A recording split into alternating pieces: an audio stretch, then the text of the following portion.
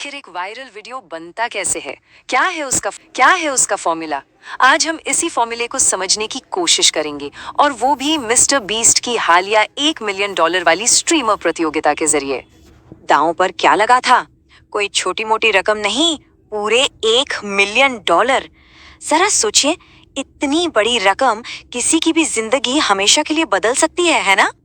और इस बड़े से इनाम के लिए लड़ कौन रहा था? कोई ऐरे गहरे नहीं, बल्कि दुनिया के 50 सबसे बड़े, सबसे जाने माने स्ट्रीमर्स। तो मिस्टर बीस्ट ने खुद ही खेल की शुरुआत कर दी। और नियम एकदम सीधे साधे थे। 50 लोग अंदर जाएंगे, पर बाहर सिर्फ एक ही आएगा, और वो भी पूरे $1 मिलियन लेकर। तो चलिए अब जरा गहराई में उतरते हैं।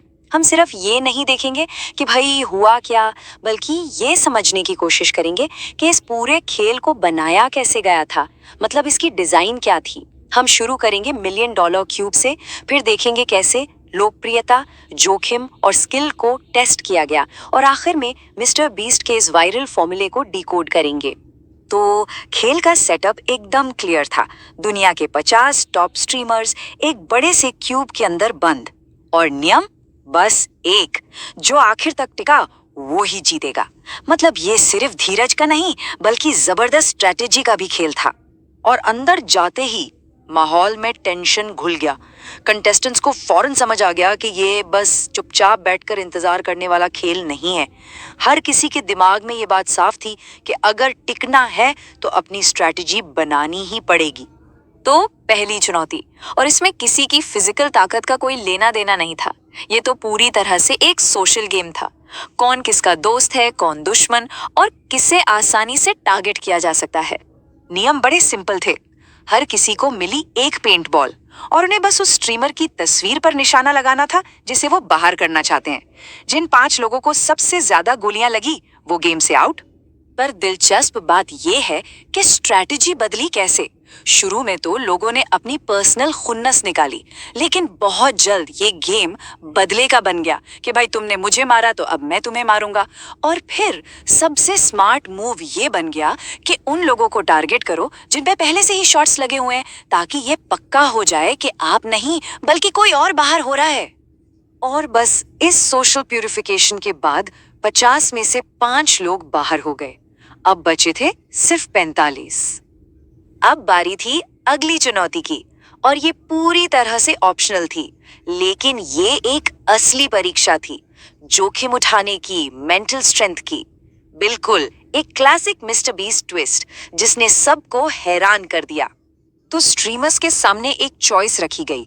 वो एक चमचमाती लैम्बोर्गिनी जीत सकते थे, जिसे वो लाइव अपने किसी एक व्यूअर को दे सकते थे। सोचे कितना शानदार इनाम। लेकिन एक शर्त थी, अगर वो हारे तो उन्हें उसी वक्त कंपटीशन से बाहर होना पड़ेगा।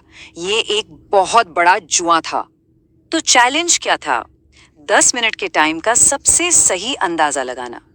और यहीं पर कॉम्स का खेल शुरू हुआ। कुछ स्मार्ट कंटेस्टेंट्स ने बाहर अपने दोस्तों को बोल दिया कि कैमरों के जरिए उनके लिए टाइम पर नजर रखें, जिससे उन्हें जाहिर एक बहुत बड़ा एडवांटेज मिल गया। और ये छोटी सी बात दिखाती है कि स्ट्रैटेजी कितनी जरूरी थी। एक हारने वाले कंटेस्टेंट ने कहा भी, तुम्हें एक दोस्त बनाना चाहिए था। इससे एकदम साफ हो जाता है कि ये सिर्फ टाइम गैस करने का गेम नहीं था, ये सही दोस्त बनाने और नियमों के अंदर रहकर हर मौके का फायदा उठाने का भी था। तो इस रिस्की गेम में 4 लोगों ने हिस्सा लिया, लेकिन कामयाब सिर्फ एक हुआ। और अब मैदान में बचे थे 41 स्ट्रीमर्स। अब अगला फेज एक बहुत बड़े एलिमिनेशन का था। यहाँ स्ट्रीमर्स को अपनी ताकत और कमजोरियों को देखते हुए एक बहुत ही जरूरी फैसला लेना था। उनके सामने 2 रास्ते थे, या तो एक स्पोर्ट्स चैलेंज चुनो, या फिर एक गेमिंग चैलेंज।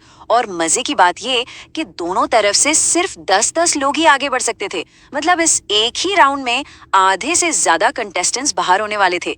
ये सच में एक बहुत ही ब्रूटल राउंड था। और यहीं पर हमें स्ट्रीमर्स के अलग अलग माइंडसेट देखने को मिले। कुछ ने अपनी कमजोरियों को समझा और सेफ रास्ता चुना, जबकि दूसरों को अपनी काबिलियत पर पूरा भरोसा था और वो सीधे भिड़ने के लिए तैयार थे। ये एक तरह से खुद को जानने का टेस्ट था। तो गेमिंग चैलेंज था फोर्टनाइट, और इसमें एक बहुत बड़ा अपसेट हुआ। टीफ्यू, जिन्हें दुनिया के बेस्ट फोर्टनाइट प्लेयर्स में से एक माना जाता है, वो बाहर हो गए। उनका डिसअपॉइंटमेंट साफ दिख रहा था और इससे पता चलता है कि ये कंपटीशन कितना अनप्रिडिक्टेबल था। एक लेजेंड का इस तरह बाहर हो जाना ये वाकई सबके लिए एक बड़ा शॉक था और बाकी कंटेस्टेंट्स के लिए एक सीधी सी वार्निंग कि यहाँ कोई भी सेफ नहीं है। और इस मैसिव एलिमिनेशन के बाद मैदान में बचे सिर्फ 20 लोग। खेल अब अपने फाइनल स्टेज में पहुंच रहा था। अब तक हर कोई सिर्फ अपने लिए लड़ रहा था, इंडिविजुअल गेम था, लेकिन अब खेल का पूरा डायनामिक ही बदल गया।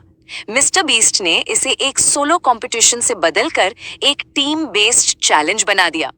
अब सबको एक दूसरे के साथ मिलकर काम करना ही था। तो इन सारे स्टेजेस को देखने के बाद चलिए एक स्टेप पीछे लेते हैं और पूरे पैटर्न को समझते हैं। ये सिर्फ रैंडम चैलेंजेस नहीं थे, नहीं, ये एक बहुत ही सोची समझी वेल प्लान्ड स्ट्रेटजी थी। ये एक जानबूझकर बनाया गया फॉर्मूला था।